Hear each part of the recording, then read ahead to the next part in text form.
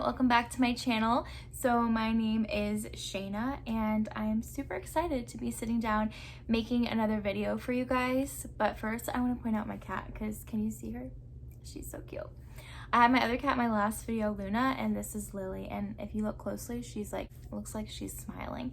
So anyway, today we're going to be talking about dating and relationships, and I'm really excited to make this video because we're going to be talking about Christian dating, and Christian dating is so much different than non-Christian dating, and I've experienced both, so I'm here to just share some tips, share some insight with you. So this video is definitely going to be good for the Christian girl looking for a Christian man.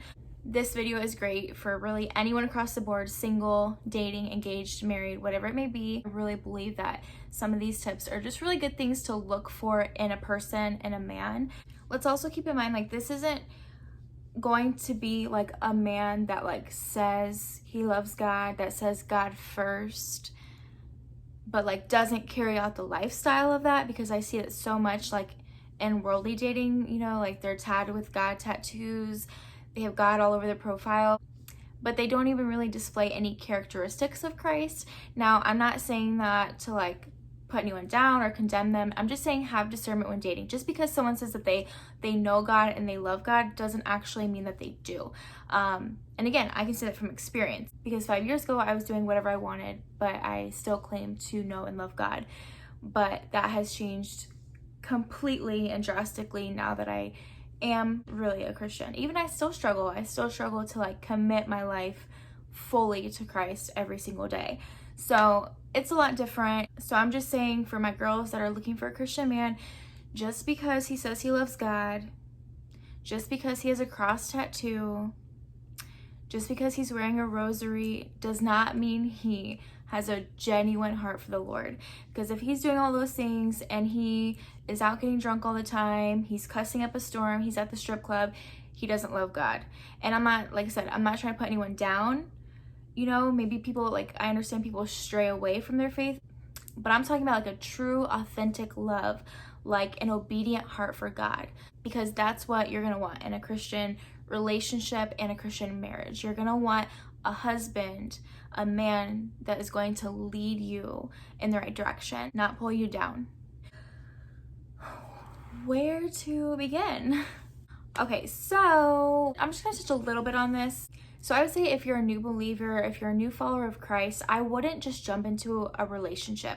You want to give time to the Lord. You want to have that time alone with God to really start building your own relationship with God before you just jump in. Because I'm telling you from experience, it's so easy to idolize a relationship and put a human being before God. And that's something I still do all the time. And so I'm saying, if you have that solid foundation with Christ before a relationship, I believe it'll be a lot easier to manage. So if you're a new Christian, I would say just take your time, don't jump right into a relationship, use discernment, but still get involved. So if you're new to like the Christian dating, I mean, for starters, the best place you're gonna meet a Christian guy, at least like the best bet, is gonna be obviously in a church, a Bible study, a small group at church. Get connected, get involved. Of course, you could meet a man at the coffee shop, you could meet a man at the bookstore, but you're probably not gonna meet your godly man at the nightclub. That's all I'm saying. Trust me, you don't want a guy that says he loves God but is spending all his time out at the nightclub. He's like out with his boys, he's looking for girls, he's out there to drink. It just doesn't really resemble like a genuine heart for God. So where is his heart? Where are his intentions in his singleness? You know, are they devout to the Lord, or are they devout to like feeding his flesh? Personally, I am not really for dating apps. Probably because I have used Tinder before and I'm just like so anti-Tinder now because of my experience.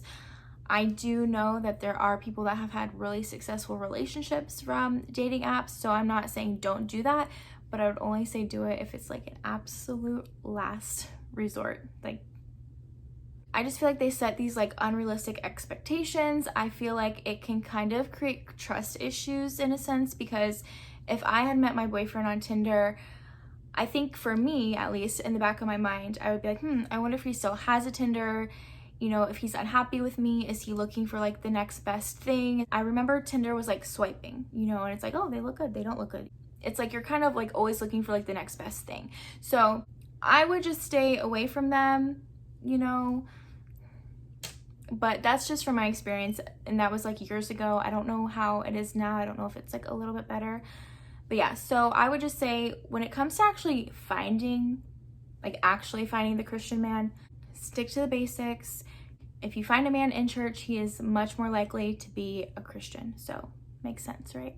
Okay, so now these are going to be things to look for more in a person's heart, in their lifestyle, like their characteristics, things to just really be aware of. Like, okay, so if you're already in a relationship, these are good just like checkpoints. These are good reflection points of, okay, is this a problem in my relationship?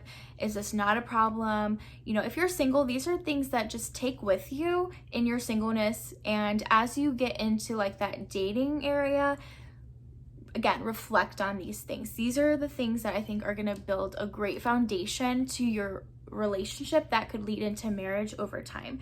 No one is perfect. Everyone has downsides and flaws. So you're not here to look for like the perfect man. You're looking for a godly man. So there's a huge difference. I would say one of the first most important things is, does he visibly live a life for Christ? Obviously, everything is inward, but is he outwardly displaying his love for Christ? Is he in his word? Is he in prayer? Is he showing up for the body? Meaning, if you don't know, the body is like the church. You know, is he lending a helping hand? Is he putting others before himself? Basically, is he producing that fruit? So I think that's super important to look for, because you're gonna probably find a lot of people in church that don't necessarily have a genuine love for Christ.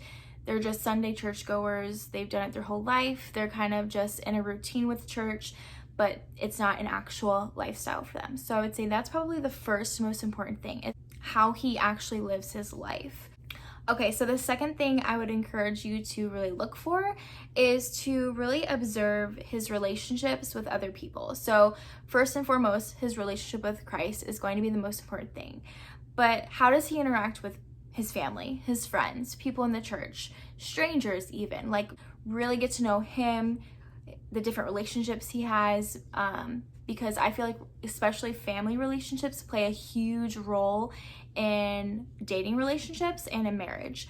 Yeah, so you really want to look at his relationships with others, how he treats people. Is he treating people like Christ would treat people? So that's something to really think about.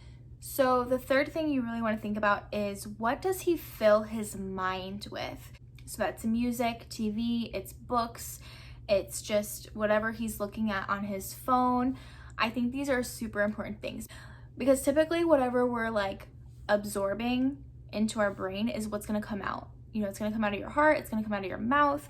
So really gauge, like, okay, well, what kind of music is he listening to? Is he listening to Christian music? Is he listening to secular music? I don't want to get off topic really, but there are some songs that I like that are secular. So for me, I try to like discern and gauge that. So for me, you know, if I do happen to come across a song, but there's like a lot of profanity and cuss words, things like that, I just have to change it. But there are songs that are clean songs that maybe just aren't praise and worship music that I do like to listen to. So it's not so much saying he only has to listen to Christian music, but obviously like the more the better, you know, because he's gonna fill his brain with that and not like some brainwashed Illuminati music. So anyway, so that's a big thing. What is he reading? Is he in his word regularly? Is he reading other books? Not everyone likes to read. I'm not huge on reading. I wish I was. I have these books. I want to read them. My boyfriend loves to read. He's huge on like history and huge on like other spiritual books that lead back into Christianity. So that's really cool. It's really interesting to have a boyfriend that's so interested in that. But I understand that everyone likes to read. But also what he's looking at on his phone. Again, my boyfriend doesn't really have, I mean, he has Facebook. So he likes Facebook and he likes YouTube. But I know for me, I'm on Instagram, and Instagram is very addicting. So like I said, I'm not here to point fingers because I'm at fault for like a lot of these things. All right, so the fourth thing is, does he get convicted and does he make changes? So pretty much with this, you know, in those weaker areas in his flesh, you know, is he striving to make changes? You know, is he really trying to become more like Christ? Is he repenting, you know, through these convictions he might be having? So really gauge, like, does he have convictions? These weak areas, is he making any progress? Is he trying to change them? Does he care? Does he not care? Is he leaning on God in these times? Is there any change? Yes or no? So pretty much the last little tip I have is he leading you closer to Christ? So is your relationship making you closer to Christ, or is it pulling you further away? So this is something really good to think about in your relationship. Overall, does your relationship make you want to be closer to Christ? You know, and if it's not, I'm not saying break up with them, but think about that, pray with them, talk to them. You know, like I said, this is great for any relationship. This is great for single people to just kind of take this with you. This is great for dating, to make some changes, to really observe. You know, these are great tips to also use on yourself as a Christian woman. These are just some tips. I hope they help a little bit. So yeah, I'm gonna just like kind of wrap up this video and just say, like, at the end of the day, no one is perfect. No relationship is perfect. You know, we're just two individuals. Each individual should have their own relationship with Christ. And I would just encourage that you invite Christ into the center of your relationship. I feel like there's probably so many tips. I just wanted to kind of get our feet wet with this, and pray for your boyfriend, pray for your husband, pray for that future person that maybe you don't have in your life yet. Pray for them. Prayer is so important. And I definitely want to make a video on how to be a godly woman to attract a godly man, because we can sit here and talk about how to find a godly man all day, but how are we doing? How are us women doing in our walk? Yeah, so anyway, just stay tuned for how to be a godly woman. I'm excited to make that video as well. And I hope y'all are having a great week. I know we're still in quarantine. Just stay safe, protect yourself, stay in prayer. This is a great time to connect and get closer with God. So yeah, I think that's it. Thank you guys for watching. Be sure to like this video, leave a comment, ask any questions, leave any, I don't know, requests, whatever it may be. And I hope you all have a good day. I'll see you next time. Bye.